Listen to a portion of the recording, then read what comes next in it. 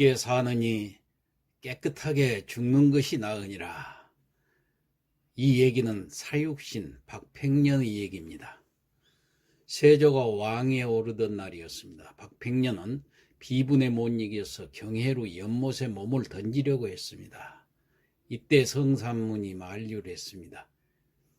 죽지 않아야 뒷일을 도모할 수 있지 않겠소. 그때 죽어도 늦지 않을 것이오. 때를 기다립시다. 세조 즉위 후에 박팽년은 충청도 관찰사가 되었고 이듬해 형조 참판이 되었습니다. 그러나 단종 복위 거사의 실패로 세조의 국문을 당하게 되었습니다. 세조는 친국하기 전에 한명회를 박팽년의 집에 보냈습니다. 박팽년의 학문과 지혜가 아까워서였습니다. 세조는 어떻게 해서라도 그를 신하로 만들고 싶었습니다. 신문을 하거든 영모에 대해 모른다고 잡아떼시오. 한명회는 그렇게 하면 살려주겠다고 기띔해 주었습니다. 세조는 박팽년의 마음을 돌리고 싶어 했습니다. 박팽년은 의연했습니다. 모의에 가담하였느냐? 가담했으니 여기에 나오지 않았소. 나으리. 박팽년도 성삼문과 같이 세조를 나으리라고 불렀습니다. 세조는 또 나으리라는 말에 화가 머리끝까지 치밀어 올랐습니다. 이런 처죽일 놈을 보았나. 다시는 나으리란 말이 나오지 않게 입을 틀어 막아라. 네가 나의 녹을 먹었고 또 나에게 신이라 일컬었으니 너는 나의 신하가 아니고 무엇이더냐. 나는 상왕의 신하이지 나으리의 신하가 아니다. 녹은 하나도 먹지 않고 쌓아두었으니 창고에 가서 확인해 보시오. 나으리. 세조는 충청 감사 때 그가 올린 장계를 확인해 보았습니다. 신하 신자 대신 거인 거자가 씌어져 있었습니다. 비슷한 글자니까요. 신하 신 박팽년이 아니라 거인 거 박팽년인 것입니다. 원래 장계의 신자는 신하를 낮추어 불러서 작게 쓰는 법입니다. 세조는 이를 그냥 지나쳐버린 것이었습니다. 녹도 성삼문처럼 창고에 고스란히 쌓아두었습니다. 금부도사는 형장으로 끌려가는 그를 보고 말했습니다. 고집도 참 세십니다. 잠깐만 거두시오면 평생 영화를 누리실 텐데 어찌하여 고집을 그리 부리십니까? 더럽게 사느니 깨끗하게 죽는 것이 나으리니라.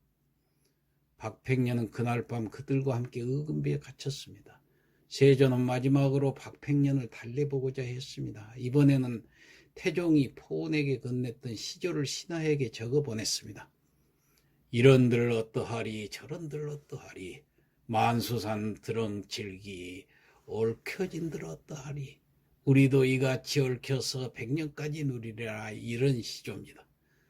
박팽년은 이 시조를 읽고는 피식 웃었습니다. 그리고는 다음과 같은 단심가로 회답을 했습니다. 까마귀 눈비 맞아 희는 듯 건놈해라.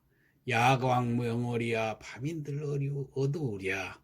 임양한 일편단심이야 변할 줄이 있으랴.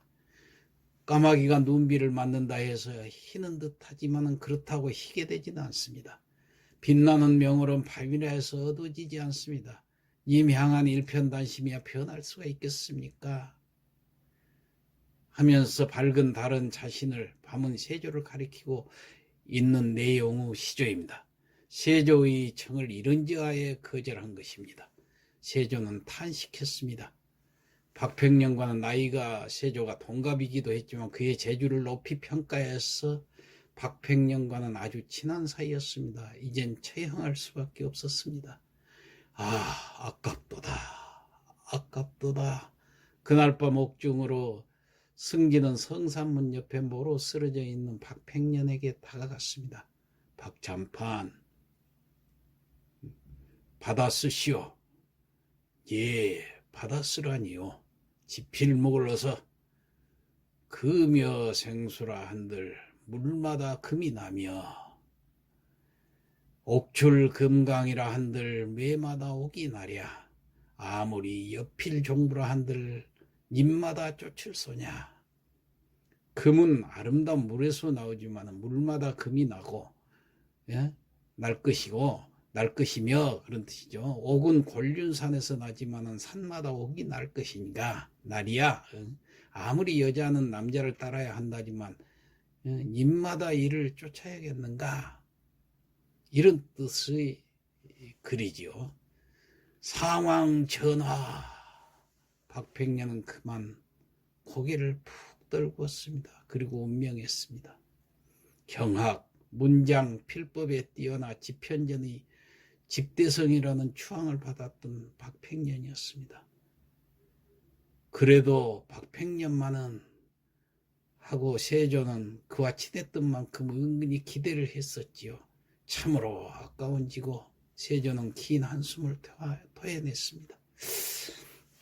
세조가 영의정에 있을 때 연회자리에서 박팽년은 세조에게 다음과 같은 시를 지어드리기도 했습니다. 그만큼 세조와는 각별한 사이였습니다. 그 시를 보면 묘당 깊은 곳에 풍악소리 구슬프니 만사를 오늘에는 도무지 모를래라. 동풍은 솔솔 불고 버들은 푸르른데 꽃 밝은 봄날은 길고도 길어라. 선왕에 이룬 대업 금괴에 있는 책 찾아놓고 성주의 큰 은혜는 온 잔에 취하도다. 즐기지 아니하고 의하랴. 취하고 배부르니 태평성대 노래하세. 자, 이런 사이였죠. 아버지, 동생 3살짜리 아들까지 모조리 사형을 당했습니다. 부인은 관비가 되어 평생을 수절하여 일생을 마쳤습니다. 이때 부인은 임신 중이었습니다. 조정에서는 아들을 낳거든 즉시 사형시키라고 명령했습니다. 때마침 종도 임신 중이었습니다. 여종이 부인에게 말했습니다. 마님께서 딸을 낳으시면 다행이겠으나 아들을 낳는다면 쇳내가 낳은 아기로 아들의 이름을 대신하겠습니다. 부인이 해산을 하니 아들이었습니다. 종은 자기 아이와 부인의 아이를 바꿔치기 했습니다. 여종은 박팽년의 사내 아이를 자기 아이로 키웠습니다.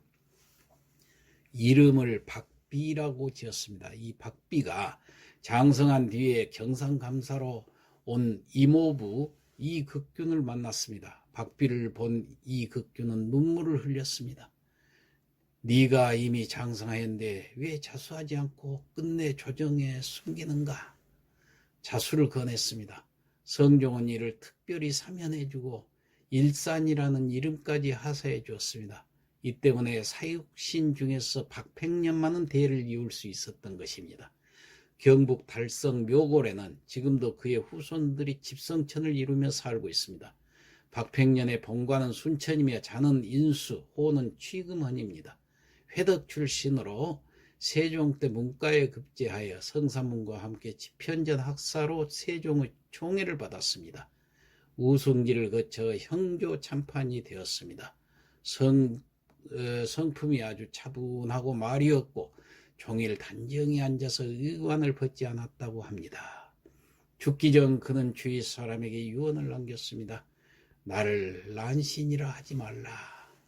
결국 굴복하지 않는 사육신의 충결을 본 세조는 이들을 가리켜 당대의 난신이요 후세의 충신이라고 말했습니다.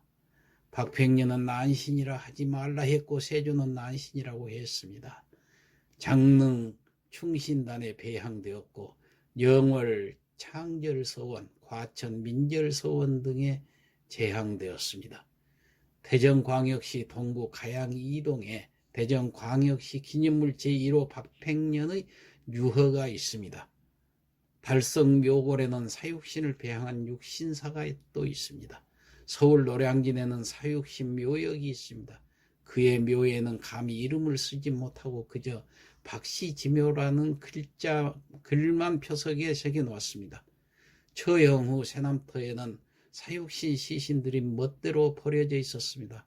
후한이 두려워 시신을 수습해주는 이는 아무도 없었습니다. 김시섭은 한밤중 몰래 스님과 함께 시체들을 거두어서 한강 남쪽 따뜻한 언덕에 묻어주었습니다. 지금의 노량진 사육신묘는 그렇게 해서 생겨났습니다. 단종 복위 사건에 연루되어 짧은 생을 마감한 박팽년. 목숨만큼 소중한 것은 없습니다. 명분과 의리, 도덕을 위해 목숨을 초계같이 버리고 이를 몸소 실천한 그는 역사의 최고 충신이었습니다. 마치겠습니다.